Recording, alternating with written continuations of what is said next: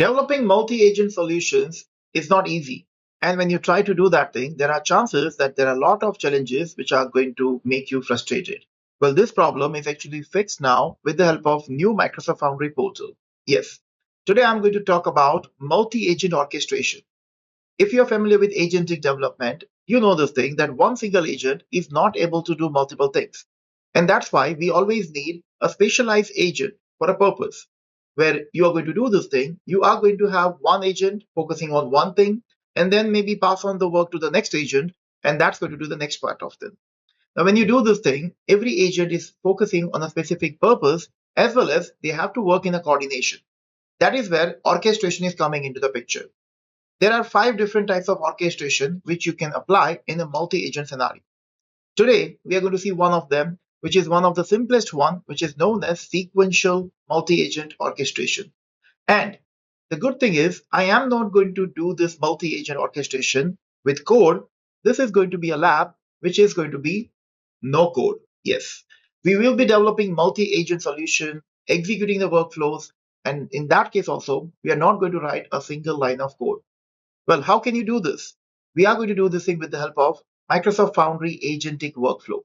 This workflow is really going to change the game and it's going to make things a lot easier for everyone who wants to develop multi-agent solutions.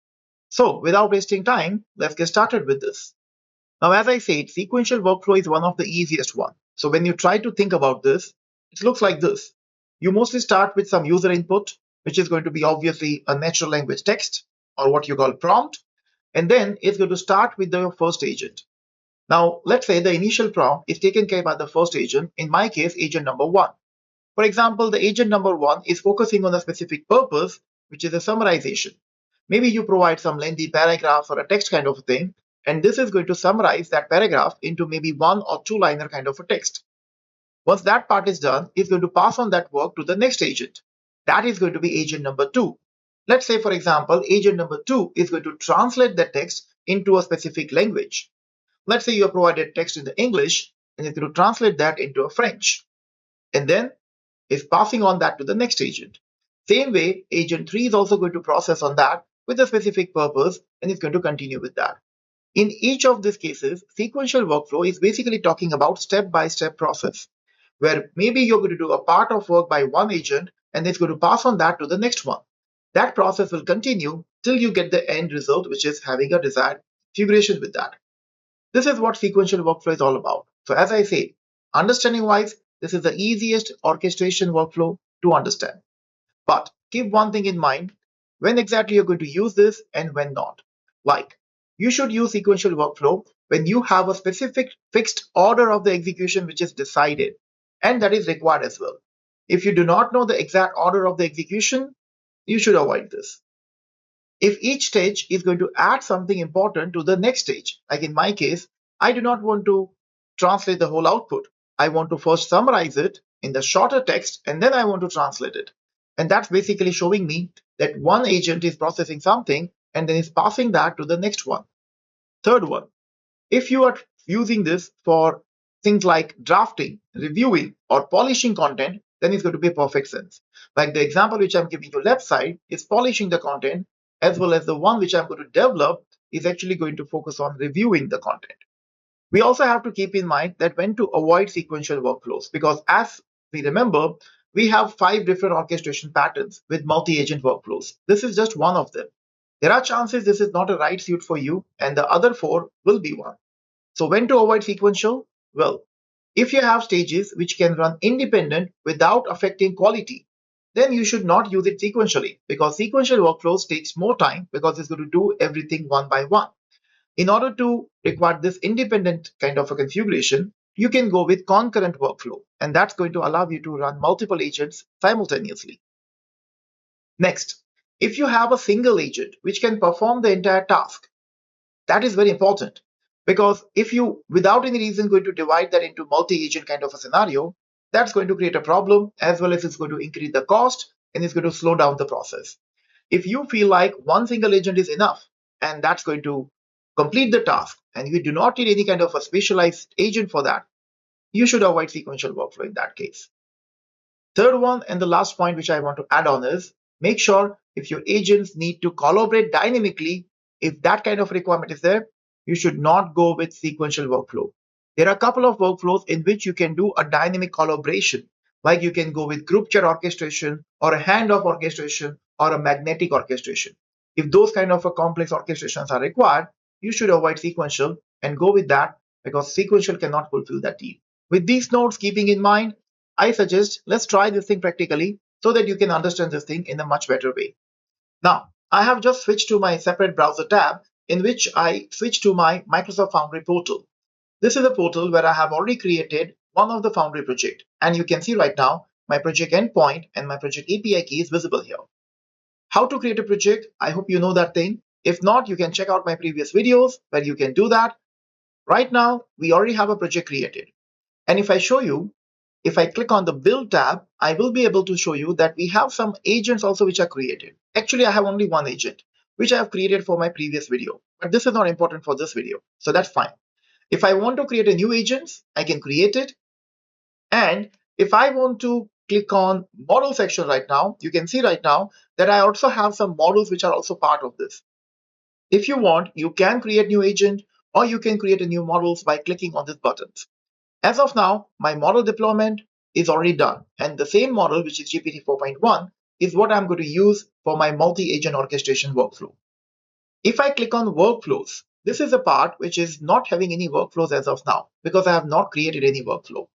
What I want you to observe is when you click on this create button here, as of now, out of 5 different orchestrations, it allows you to use 3 of them. As you can see here, we have a sequential workflow, we have a human in the loop kind of workflow, and we have a group chat workflows which are available as of now. What I'm going to do right now is I'm going to use a sequential workflow. When I click on that, it's going to give me a page where it's showing me a designer kind of a UI. As you can see here, this designer UI is having some notes. Like you can see, we have some notes here, which is having some text. Below that, you have a starting of the workflow, and there are some dummy agentic workflow sections which they have added here. These are the agent sections where you can actually invoke some existing agent here.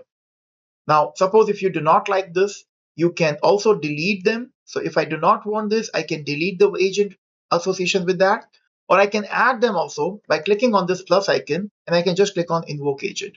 And the sequential workflow can have n number of agents available one after another in this particular process. Also, in the designer view, you can see right now, you have a horizontal and a vertical layout, both are available. If I click on vertical, this is going to show me the same kind of a thing. The nodes are now visible here, which is a bug actually. It should show me a side-by-side kind of a thing. But yes, I can choose it as a vertical as per the slide which I was showing you, or I can go with the horizontal one as well. Now, I personally prefer horizontal one, so I'm going with this particular designer. The first thing first is showing me some kind of nodes which are useless. If I want to add some nodes specifically for my agents, I can do it. For example, I'm just going to say that I'm going to create my first agent, and this agent name is going to be summarizer. The summarizer agent is going to do what? Is going to take my input. Basically, this is the one which is going to start this particular workflow. It's going to take the input and then it's going to just summarize that. This summarization is going to be based on the feedback. So when I talk about this, and it's going to summarize the feedback. Basically, user is going to provide some feedback, which is obviously going to be a multi-line feedback. This is going to summarize the feedback, and it's actually going to just give me a one-liner feedback of this. I do not want this kind of a lengthy note, so I'm just reducing the note size. And this is just saying create a first agent, which is a summarizer, which is going to take the input, which is nothing but a feedback. And that feedback is going to be summarized with the help of this. Now, once the user is providing feedback, I want my second agent has to be there. So this is going to be creating a second agent. Let me just copy this text for easiness. This is going to be my second agent. The second agent is going to have a name, which is going to be a classifier. Now, what I want to do is I want my agent to use this particular summary, which is provided in the one-liner in the previous stage, and then it's going to classify that into 3 different options. It's going to classify whether this particular feedback is positive, or it is a negative, or this is something which is a new feature request. So basically, after the summarization, this is doing some kind of a sentiment analysis. And then if sentiment analysis is only for positive, negative, then I can give a sentiment analysis kind of a name. But I also want a classification that if this is a new feature request or not. Now, when my user is providing a feedback, there are chances that user is maybe going to provide some feedback which is requiring some new feature request kind of a thing. So that is what we are going to decide here. Now I'm just going to reduce the size of this particular note as well. And now this is done with the second agent as well. Same way for the third one, I'm going to paste the text from this one. I'm going to paste the text from this one. This is my third agent. The name of the third agent I want to give is next actions. And what this agent is going to do is this is going to give a suggestion for next set of actions which my team has to do. So this is basically going to give you a suggestion that if this is a feedback which you have received, what kind of a next set of actions you have to take. Now these notes are just useful for your references. So basically, if you do not want to check the agent code later on, you can just use these notes and you can understand what is the purpose of a specific agent. Once you're done with this, let me try to configure my agents one by one. Let me click on the first one, which is saying invoke agent.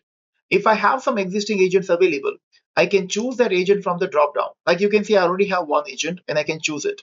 But I do not want to choose this. I want to create a new agent. And on the fly, this allows you to create a new agent here itself. Every time when you create an agent, you have to provide some meaningful name. My first agent name, as I said, is going to be summarizer. So I'm just giving a name. This is my summarizer. I'm going to click on create. The summarizer agent is actually selected here. It's using my GPT 4.1 model, which is already deployed. And now this is asking me that what kind of instructions you want to provide for the agent. If you have followed my other videos and if you have seen this thing, I hope you remember this, that I always say that instructions of the agent are actually heart of your agent and your model is the brain of the agent. Brain and heart both should work properly. That's why your proper instructions are very important. I'm providing my initial instructions for this agent right now like this. I'm saying that you're going to summarize the customer's feedback in one short sentence. Keep it neutral and concise. I'm also saying that output only the summary, nothing else. And then you have to give an example output also. This is a few shot learning technique of prompt engineering which I'm using here. And I'm saying that, for example, user requested dark mode for better nighttime usability. This is something maybe an example output which we are going to provide here. You can provide any kind of feedback and it's going to give you this kind of a one-liner summary for that. If I want, I can associate some tools and some knowledge base also for this agent. But as of now, I'm keeping this very simple, so I do not want to do that. I'm going to click on done. Once you're done with this, your new agent is going to be created as well as connected with this particular invoke agent section. First agent is configured. After this, I can maybe go to the second agent, which is an invoke agent kind of an option. Or optionally, if I click on this plus icon, this is allowing you to add an additional steps also in between these two different steps. Like I can click on add and I can choose that maybe I want to set some variable and I want to store and retrieve that summarized information. Or maybe I can just use something like an if else kind of a logical condition that if the summarizer is having feature request, then I want to do this. If the summarizer is having some positive or negative feedback, then I want to do something else. You can put this kind of a conditioning logic as well. But as of now, I do not want to do this. So I'm just going to do Control Z. But as of now, I do not want to do this. So I'm just going to get rid of these options and I'm just going to delete them. In order to delete this, you can just click on these three dots and I can delete this. You can also click on the three dots and delete the full if else in one shot. So this is how it is. I'm going to click on the second invoke agent section. I'm going to create a new agent. This is my second agent, so it's going to have a name which is classifier. I'm going to click on create. Instructions for classifier agent are going to look like this. The only thing which I'm changing is instruction. Remember, my model is still same, so all three agents are going to use same language model. Giving an instruction like this, that you will receive a summary of a customer feedback from the first agent. Classify it as one of the following, like positive, negative, or a feature request. I'm also saying output only the classification, nothing else. For example, feature request. And I'm going to click on done. The second agent is also created and configured. Let's move to the third one. Same way, I'll click on create a new agent, giving a name of this agent like next actions. And I'm going to click on create. Instructions for this agent is also going to get changed. So I'm providing the instructions that you will receive a summary and classification of a customer feedback from the previous step. Based on this, suggest the next action in one short sentence. Output only the action, nothing else.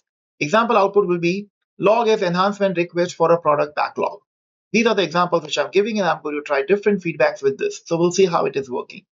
I'm going to click on done, and I think my initial 3 different agents are actually configured with this.